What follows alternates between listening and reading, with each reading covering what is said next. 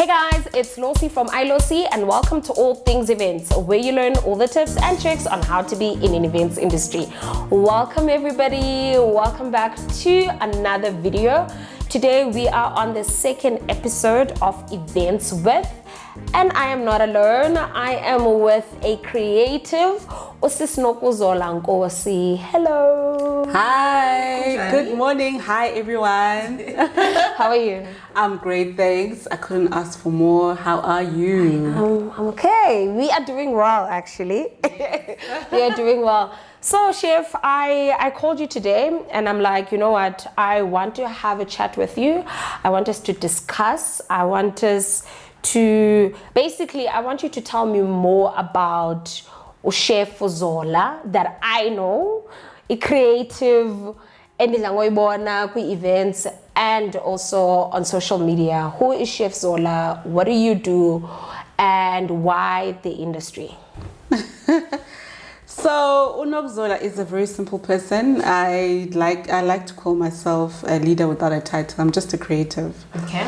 I'm not I don't really, adhere to titles or whatever. I'm just a person who's just living their purpose. Okay. So I discovered that I was creative from a young age, and thanking God, I was at the right place at the right time. My parents embraced it, and that is why I'm creative. You find me, designing stuff. You find me in the kitchen, and that's just who I am.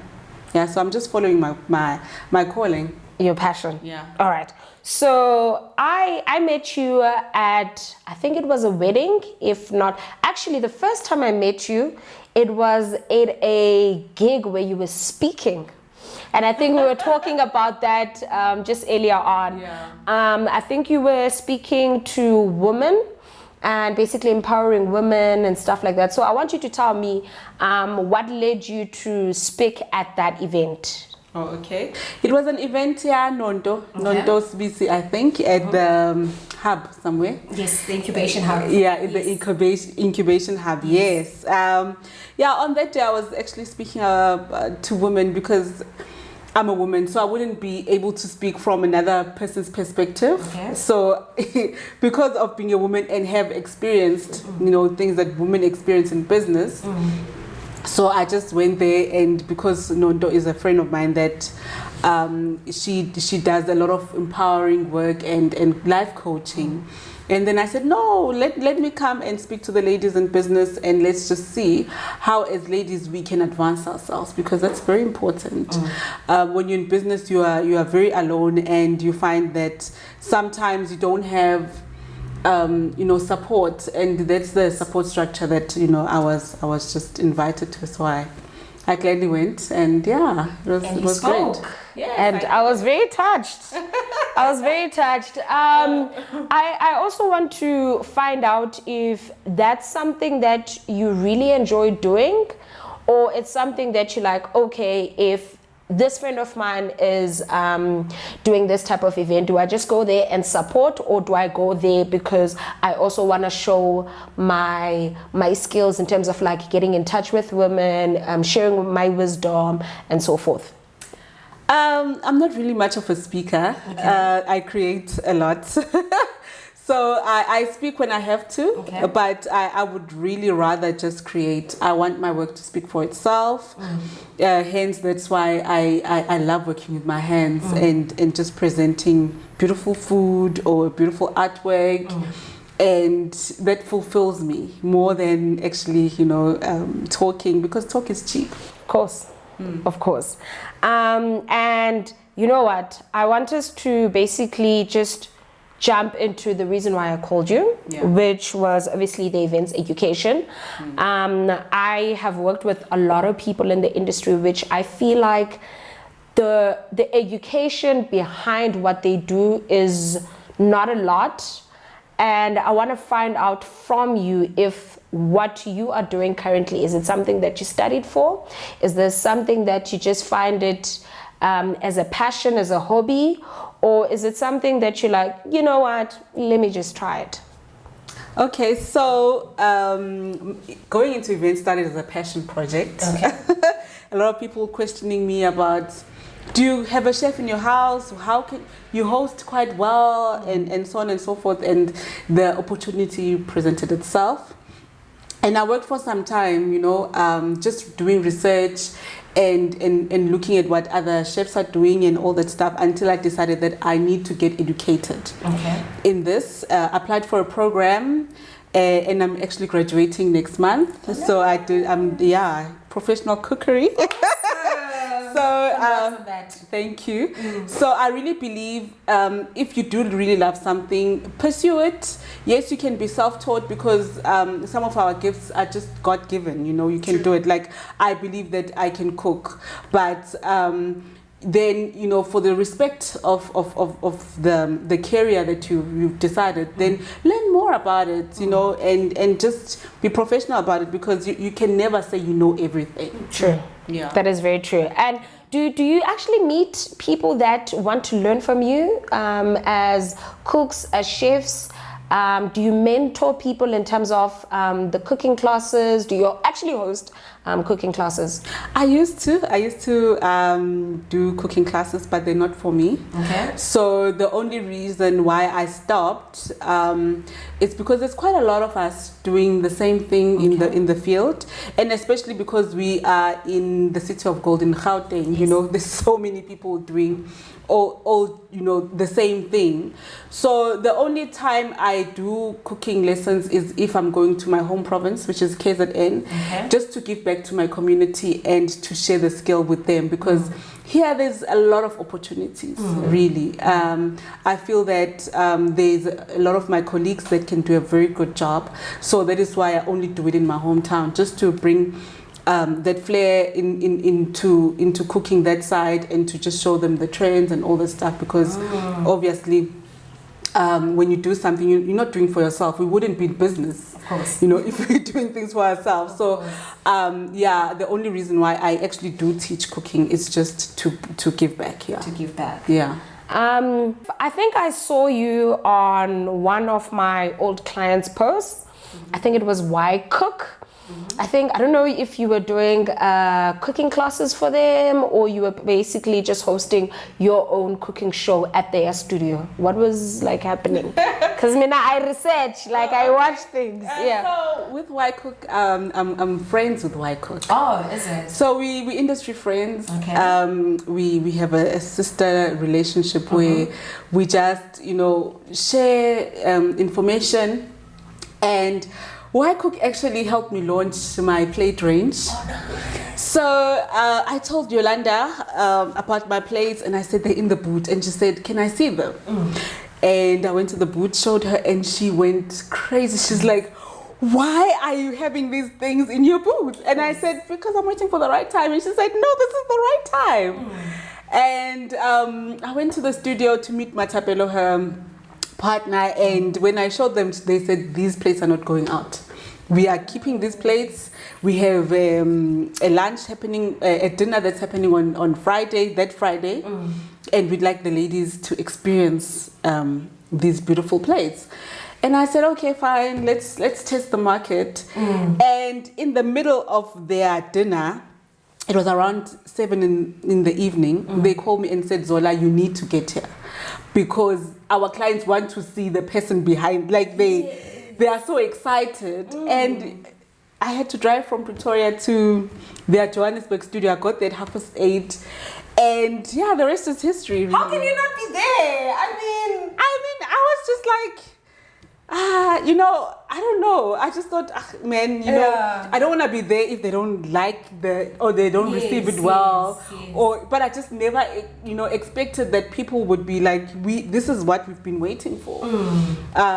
As much as I have been looking for things that spoke to me in the market and didn't find them.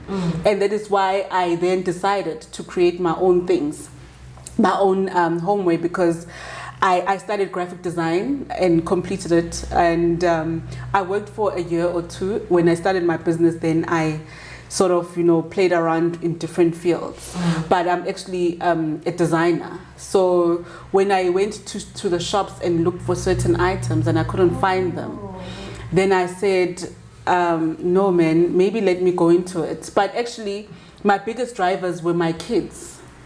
funny enough, because thank goodness we had lockdown and the portfolio bags came out and they were like, wow, look at these drawings. Are we going to hang them on the wall?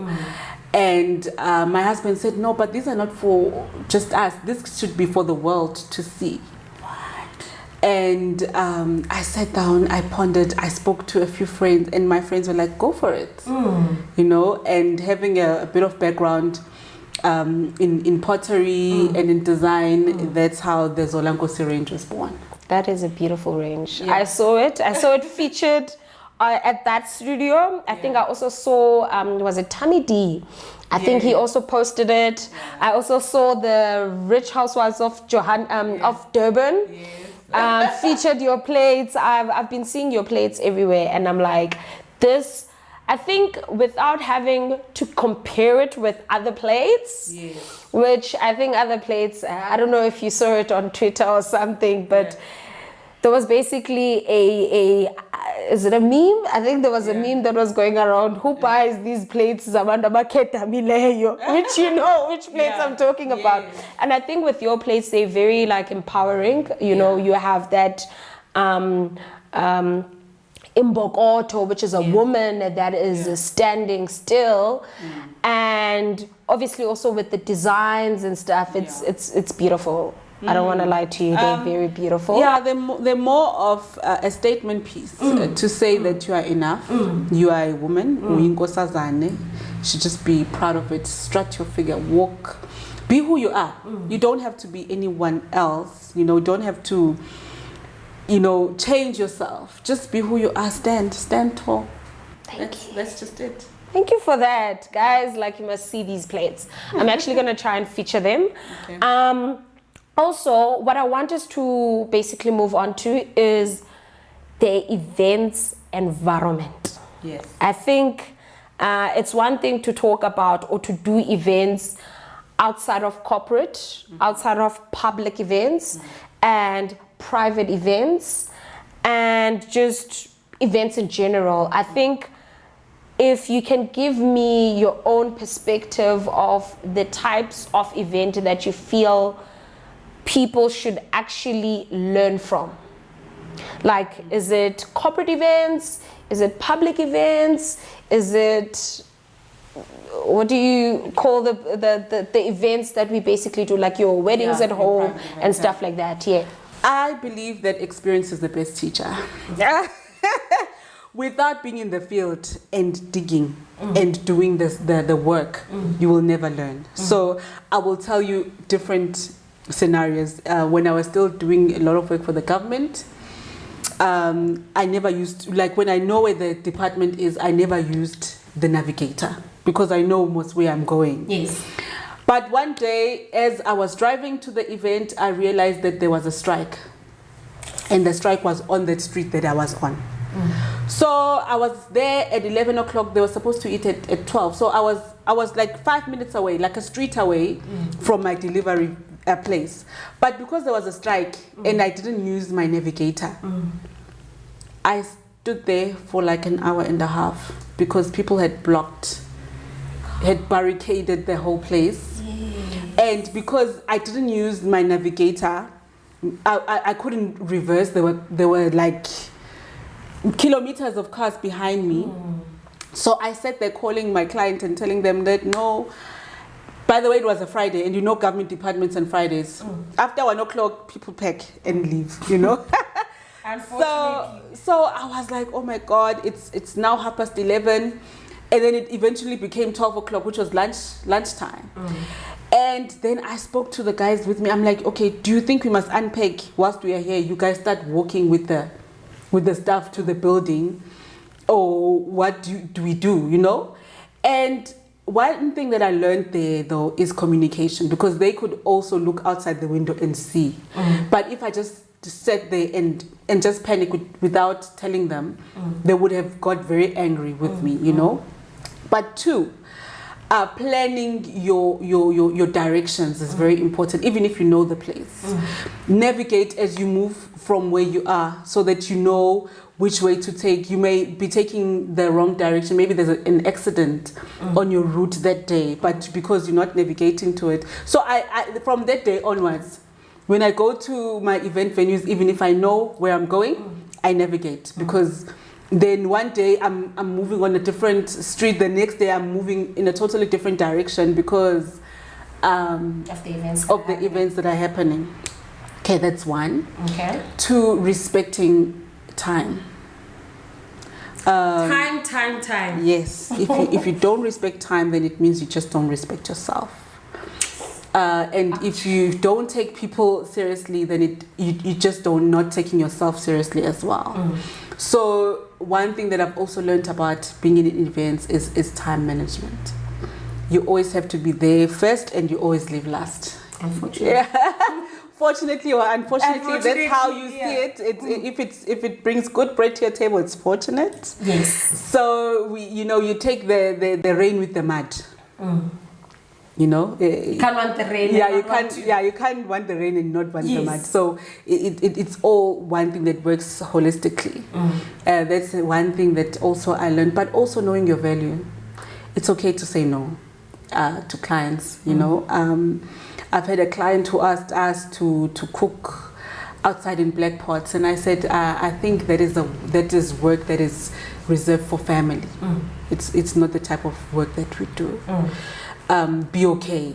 Don't be matata zonke, because should anything go wrong and you're not experienced in that, then everything comes back to you as the service provider. Of course. So sometimes stick to your competency and then learn other things as you go. But I'm not saying don't diversify, but learn, move, and then grow as your business is moving. But don't try and take everything just because you want to make your client happy.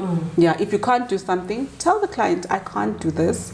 This is not my competency, or we don't do that. We do this. Yeah. Which events environment or event environment that, say, a startup, someone that just decided, you know what, I really have a passion for cooking. I actually enjoy food. I really love hosting people and stuff like that.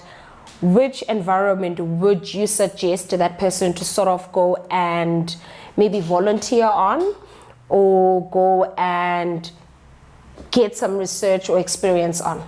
Okay, start with your family. Okay. Because they are your biggest critic. They will tell you the truth. If something doesn't taste good, they will say it doesn't taste good. Don't start and go out there and go to the crowds. So start with your family, move out to your friends, and then from there, then you can take small events. I remember my first job was 30 people. And it was, that's a lot of people, actually. That is a lot. Sorry to cut you there. Yeah. The reason why I'm saying that's a lot, because I remember my first training, like my staff training, I expected 30 people. Yeah. And I think I got 6 people, if not 4 people. So 30 is a lot of number. It is a lot, chef. Well, for me, because now I don't do anything less than 100. Okay. So I'm not that type. So I always do like a large number of people, but that's how catering works anyway. Okay. So I did 30 people, so I didn't have the same 30 cups. I didn't have the same 30 plates, side plates, you name it. So I had to go to a certain shop where they provide cutlery and stuff. And I went and I bought 30 cups and saucers, 30 plates, 30. And funny enough, I bought black and white because I thought, oh, these are beautiful. These are, stunning. And then the next job that I had was 50 people. So I went back and I added 20. So I had another 50. However, when I went back now to add to 400, I couldn't find black and white. So one thing in the catering industry, the best thing to work with is white. So that even if the things are not the same, but it's still the same color, so it's still uniformed. That's also one thing that I learned. You can play around with colors, but if you're gonna buy it in bulk, you know, from the beginning, if you know that you're gonna be using a lot of maybe colors, then maybe, you know, invest, But otherwise, if you are starting off, stick to white, buy 50 plates white, buy 50, you know, just like that. Keep it simple, and it will, then you can start growing from there. You can start playing around with colors once maybe you have, like me, I have more than 500 plates and more than 500 crockeries and all that stuff. Now I play around, I can go and play and buy like 100 grays and 100 pinks and whatever. But to start off with, I recommend that you buy white crockery. Okay. Yeah. And in terms of them volunteering, do you think it is good for them to actually go and maybe shadow a person that's a chef, a person like you that is actually in the industry, or to actually learn on their own and just having that person as a mentor? I don't do shadowing, simply because it's like when you're climbing. I think Amanda spoke about this. She said when you're climbing a mountain, you have trained for that mountain and you know your strength to climb that mountain. And you want to get to a certain place, to the top of the hill. And when you are busy climbing, but there are people holding on to you, you're not sure how those people have trained themselves. You don't know what their why is. You don't know why they're even going into that industry.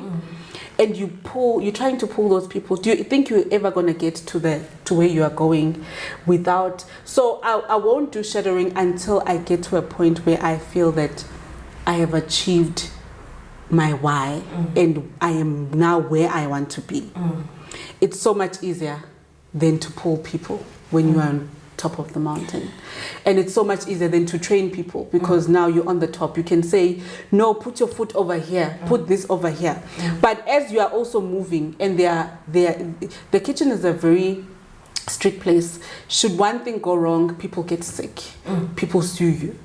So it's a very sensitive place to start putting, you know, that is why you find that people that allow interns are big hotels, are big corporates that can sort of like, you know, they can take in the risk.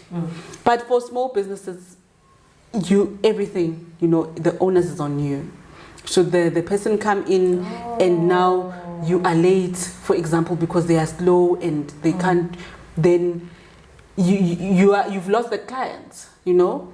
So that is why normally when you see hotel schools, they normally partner up with big hotels, big corporates, big companies that can absorb, you know. As a small company, until you reach such a stage, it makes much better sense. So it's not a matter of not wanting to share, but it's a matter of perfecting that craft so much so that you will make much of an impact, you know. If it's just going to be little impact there, it's not for me.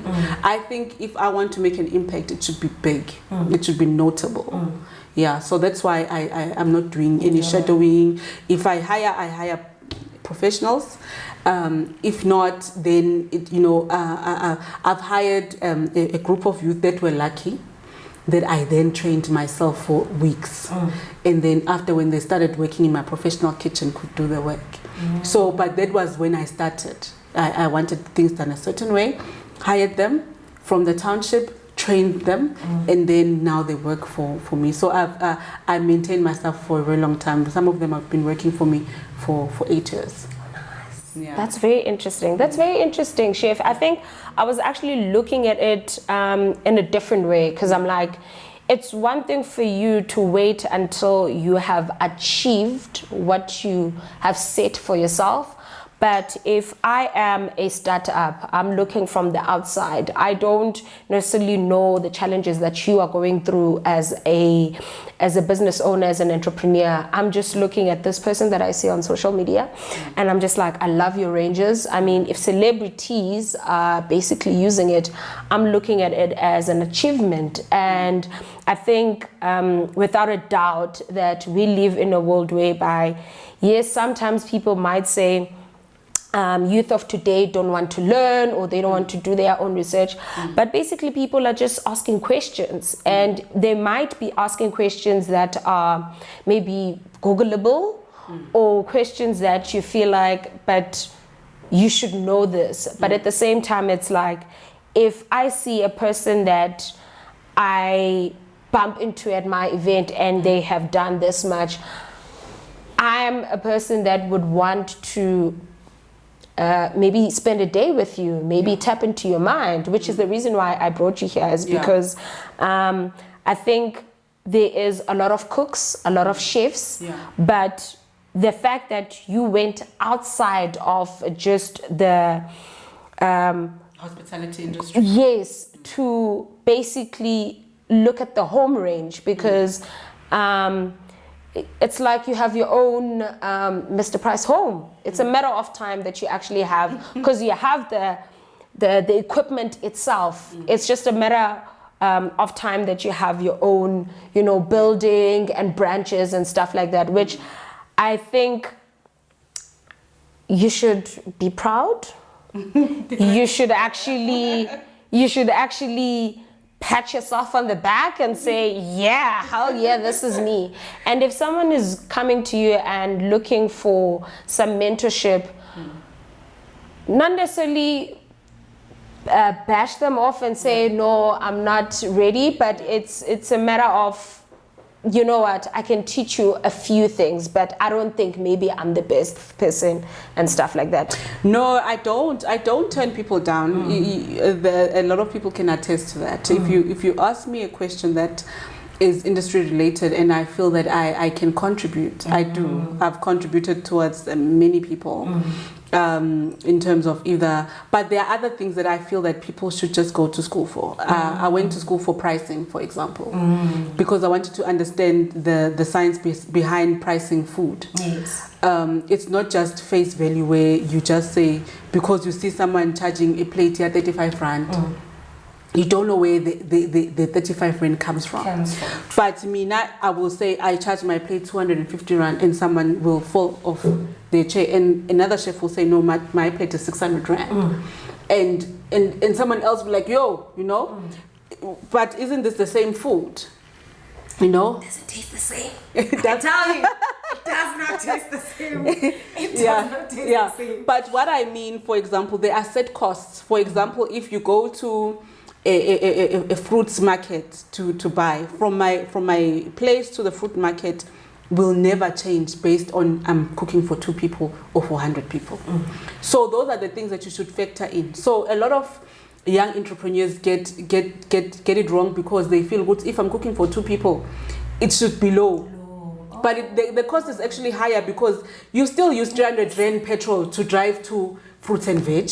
You still use the same time standing outside, especially now because there's COVID. You have to stand 15 minutes outside before, it's still the same process, but it's just for a smaller number. So actually, the smaller the number, the more the price. But you find that a person who's starting out will charge the same for everything, and then I'll then call the person to order and say, but why are you, I don't shy away from contacting people, even when I look at their price ranges on Instagram, and say, what is your price based on? And give them a bit of education. But it's very important to educate yourself. Yeah, to educate yourself. There are a lot of institutions. South African Chefs Association has costing classes. I think they're about 450 rand. Yes, for a costing price, for a costing course. It's a day course. You just go there, you learn how to cost properly. There are a lot of hotel schools that also provide services like that. educate yourself. Get to that point where you're not just looking into Instagram, Facebook, and all these social media things, but also going into research mode and say catering companies, how to cost. Google it. You know. Yeah. Chef, I want to ask you before you leave. What are the three things that you wish you knew when you started your businesses? It's very important, your businesses. Yeah, it's worth. It's very important to know your worth, because if you know your worth, then you know why you are doing something. We actually are the people that we are looking for. We keep looking outside, but if something is pestering you, that means that you are the answer, because you've got the questions for it. So it's very important to sit down and look at your value and look at your whys. Why am I looking for this?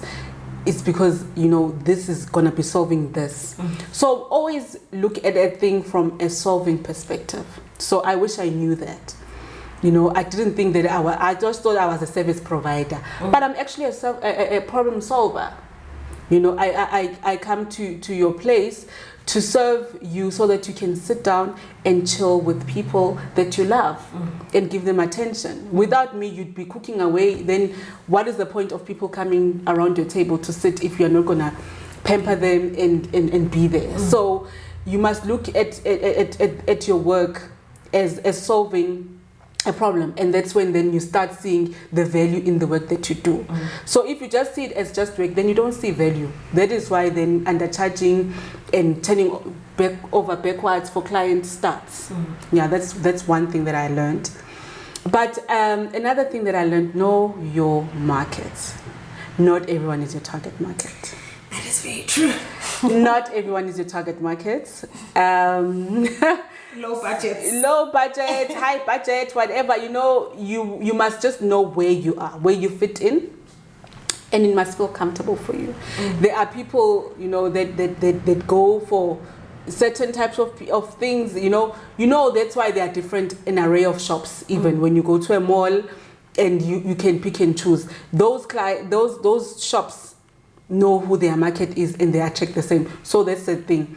Write it down. Say, my target market is a person that drives a Mac, that stays in where, that works here and does this. This is who I am targeting. Then you will see. Then those people are the ones that will be asking for your quotation requests, because now you've understood who you are speaking to. So know your target market. That I wish I really knew from the onset. Then I was not going to be daddling around going sending quotes and just anyone. Yeah, and for what? For who? But also the last thing that I've shown you, are as good as your last work. So don't just take people Uguti because the person invited you for lunch for 10 people, that they are not going to call you for 1,000 people next time. So you are as good as your last work. Perfection to the T, to everything that you do. Make it to the best of your ability. Even if you sleep today and you die, the client will say, yo, after eating that beautiful meal, or after, you know, having those beautiful plates, or, you know, yeah. So do things with love. That's the biggest takeaway from, you know, my whole career experience, that you must do things with perfection, with love, and just put your heart in it. I so wish I had a pen, because those last three things, I need to write them down. I really had to write them down. Yeah. But thank you so much, Chef. This was very informative. I think that's the reason why I even kept quiet the whole time, because I'm learning so much from just, you know, a cook, a chef, or somebody that deals with food. I think what you've spoken about, it is more of business and more of just entrepreneurship on its own. So thank you so much for coming.